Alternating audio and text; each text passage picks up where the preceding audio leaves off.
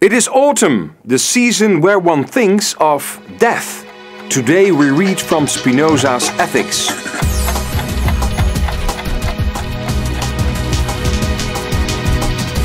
Brown and sometimes brightly colored leaves flutter in the wind. Autumn is the season where nature shows death in a magnificent way.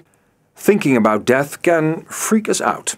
Billions of years have gone by before us and billions will go by after us.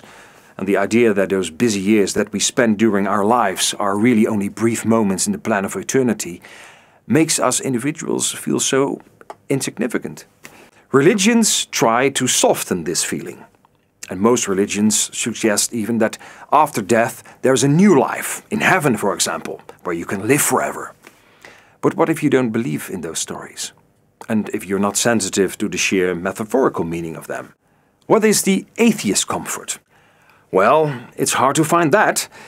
Freethinkers happen to be pretty harsh when it comes to that question. No, there's nothing after death, they say. And fear of death is ridiculous. Accept your destiny. That's what they say. The 17th century freethinker Spinoza wrote about this.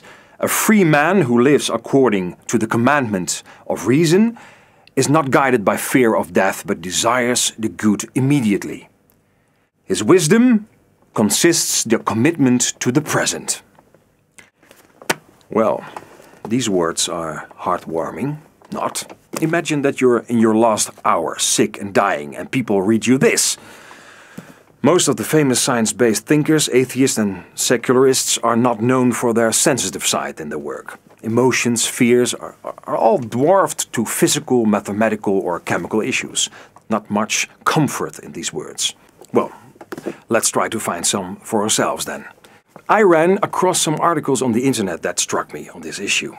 Did you know that with every breath you take, you breathe in at least 2 or 3 molecules of everyone who ever lived? Well, that's science. So with every breath you take, you collect at least 2 or 3 molecules of Shakespeare, for example, or Julius Caesar, or Joan of Arc. And the same will happen to yours. Into eternity, the molecules that once belonged to you will roam across the world and will be inhaled by others. To live on forever. Wonderful. Another fact. Scientists have found that the molecules at the heart of the Milky Way are very similar to the flavor of raspberries. So the universe tastes like raspberries. All those molecules that we are willing to blend into the flavor of raspberries. Amazingly, how poetic and comforting scientific facts can be sometimes. I wish you many free thoughts.